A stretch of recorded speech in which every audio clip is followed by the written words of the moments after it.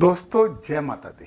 नवतारा चक्र और आज हम बात करने वाले हैं धनिष्ठा नक्षत्र की, जिसके 2 चरणों में होती है मकर राशि और बाद के 2 चरणों में होती है कुंभ राशि।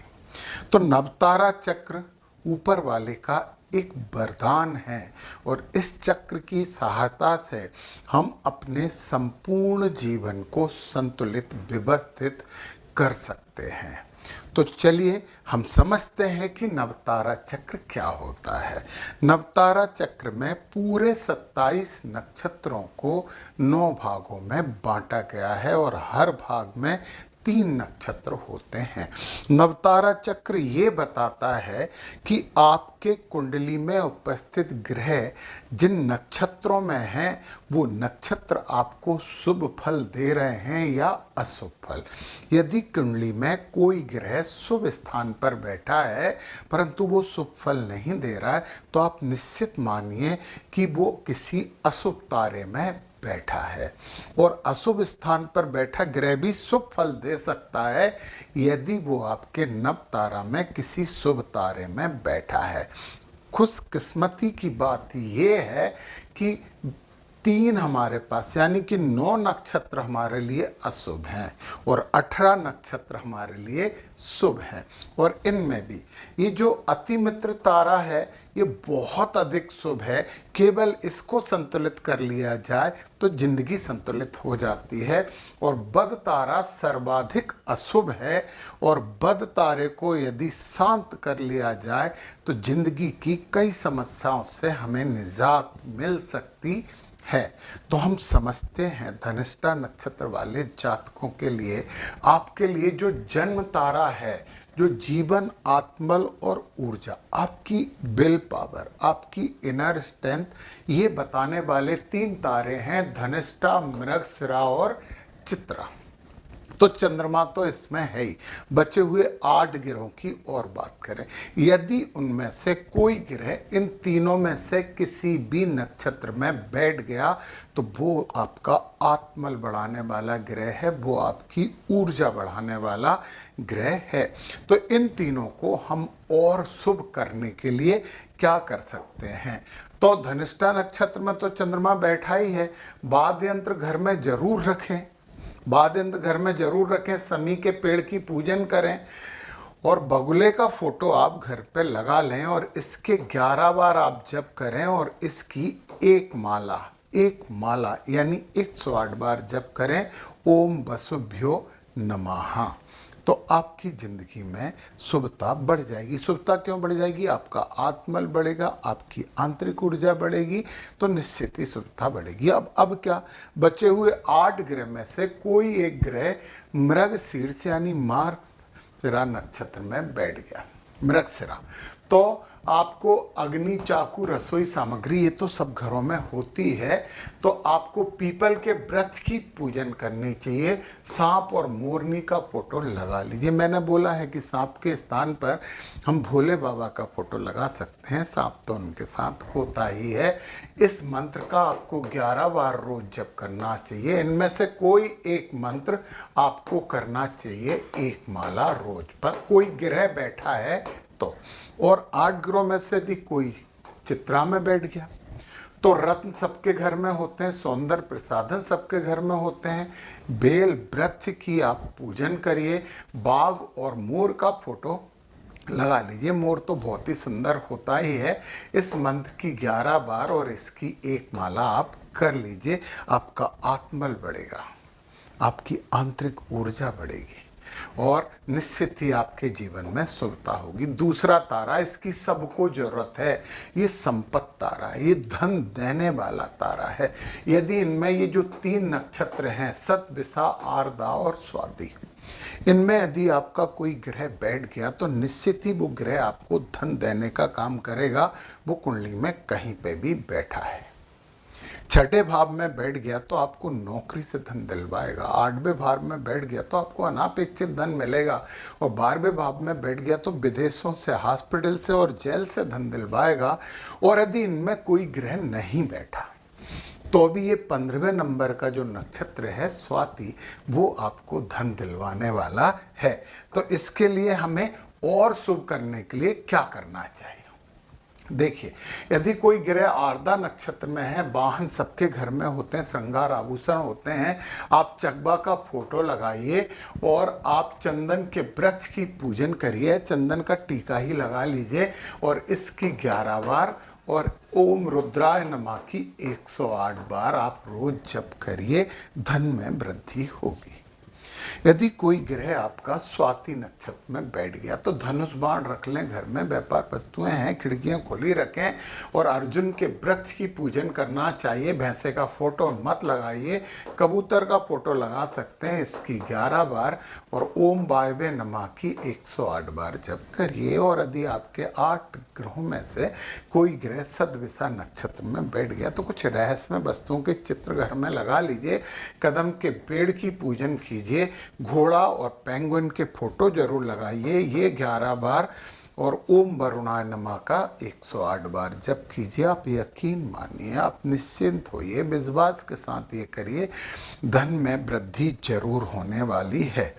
अब ये लाल रंग का तारा आ गया, ये समस्या वाला तारा है, ये कष्ट, विघ्न और बाधा देता है, हर काम में विघ्न उत्पन्न करता है। और ये नक्षत्र है पूर्वा भाद्रपदा, पुनर्वसु और विशाखा। तो 3 नक्षत्र हैं जो आपकी जिंदगी में कष्ट, विघ्न और बाधा लेके आए हैं।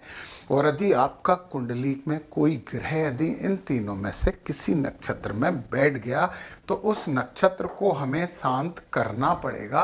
यदि पुनर्वसु में बैठा है तो आदित्य नमः का जप करिए, एक माला 108 बार आप करिए और इसके जप करवा लीजिए। 5000 तो जप लगेंगे और 500 से होगा इसका हवन।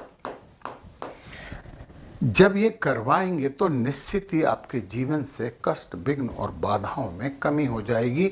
और कोई ग्रह विशाखा में बैठ गया, ओम इंद्राग्निभ्यम नमः का आप 108 बार जप करिए और इसके 5000 जप या और 500 से हवन करवा लीजिए।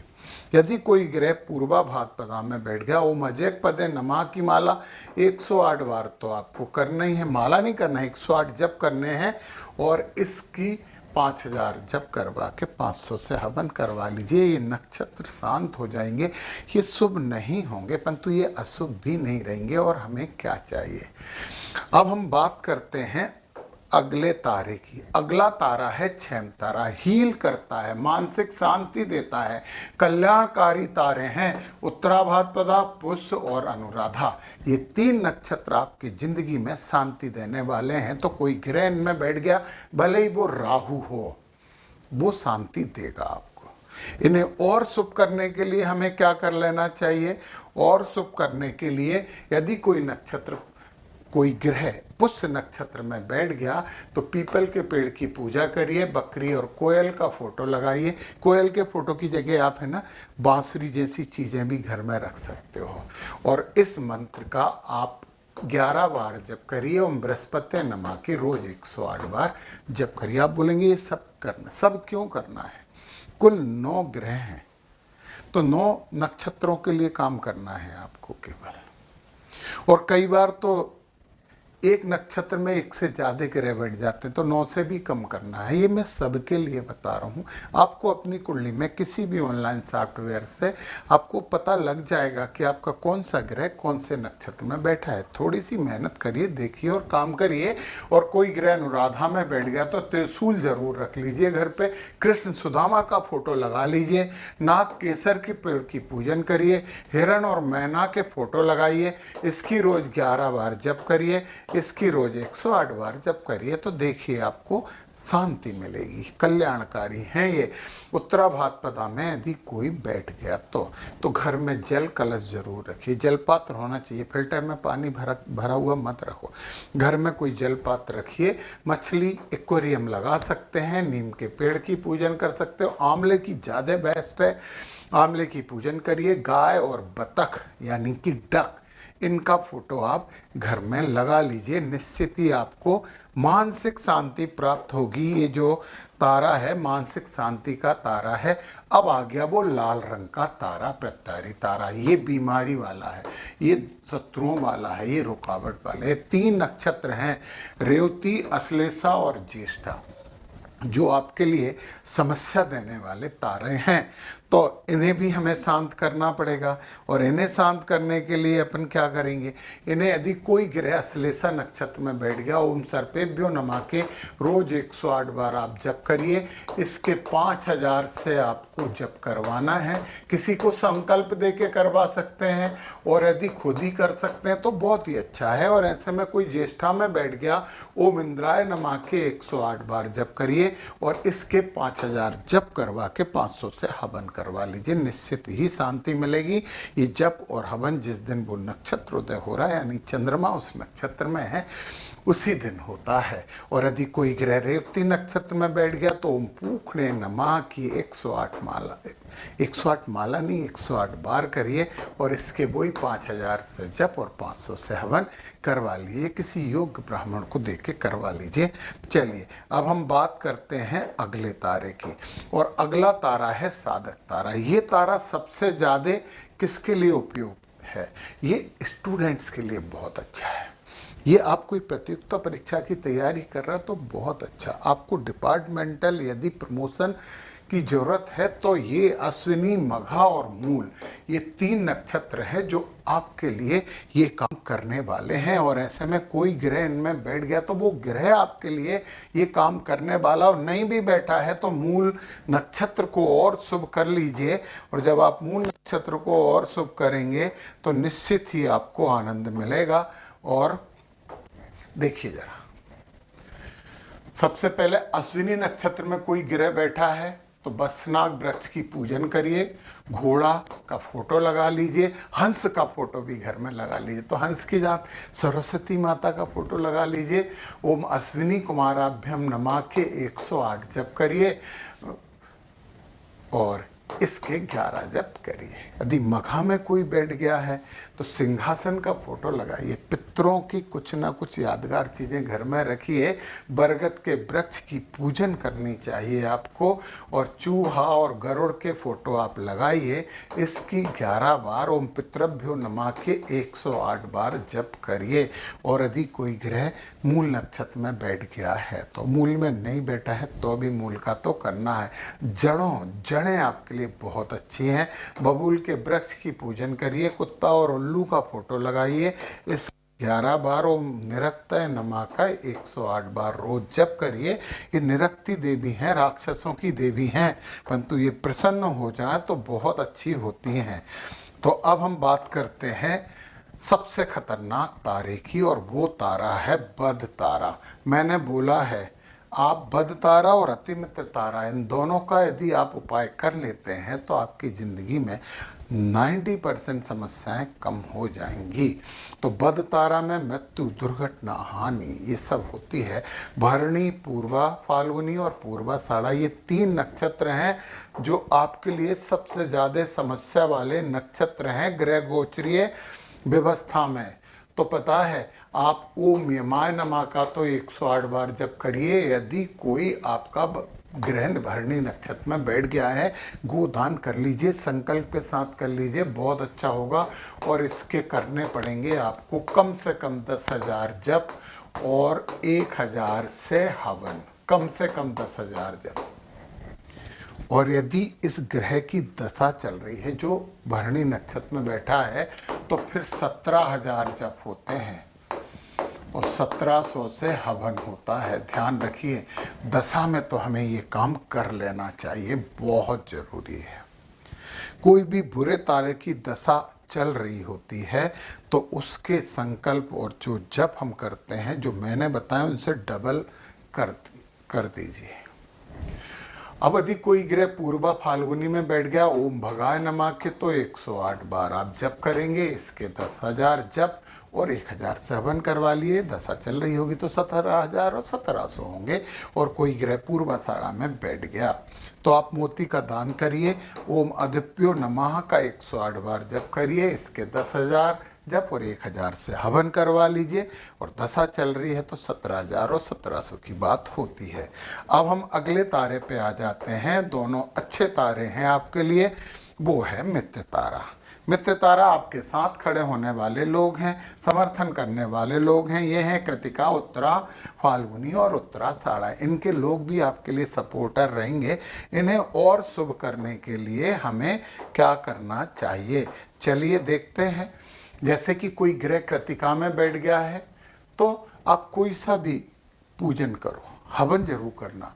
गुलर के पेड़ की पूजन करिए, बकरी और मोरनी का फोटो लगा दीजिए, इसके 11 बार और ओम आग्नेय नमः की 108 बार रोज जप करिए। और यदि उत्तरा फाल्गुनी में कोई बैठा है तो बिस्तर और हंस का फोटो लगा लीजिए और श्वेत कनेर की पूजन करिए। गाय का फोटो लगाइए, 11 बार इसका जप होगा, 108 बार ओम रमणे नमः का जप होने वाला है।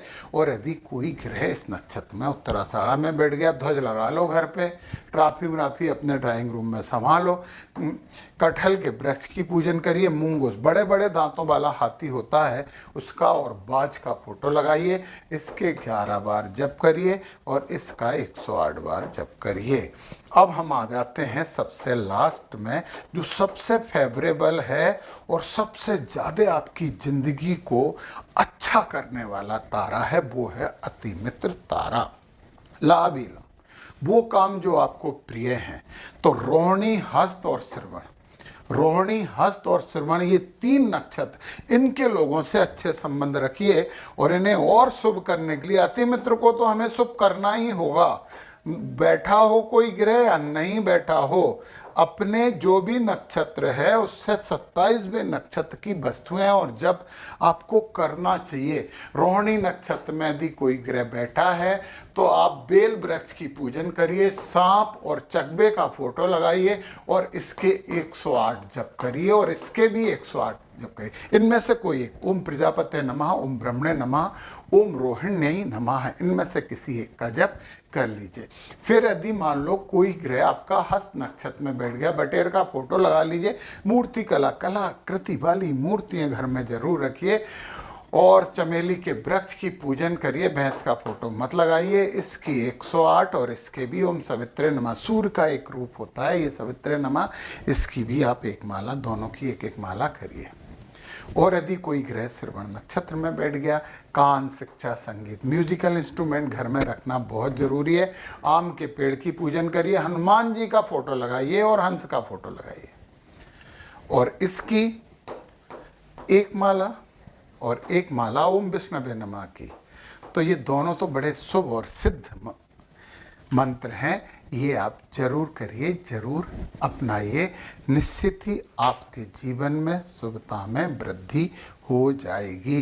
तो आप ऐसा करके अपने जीवन को संतुलित कर सकते हैं। जय माता दी।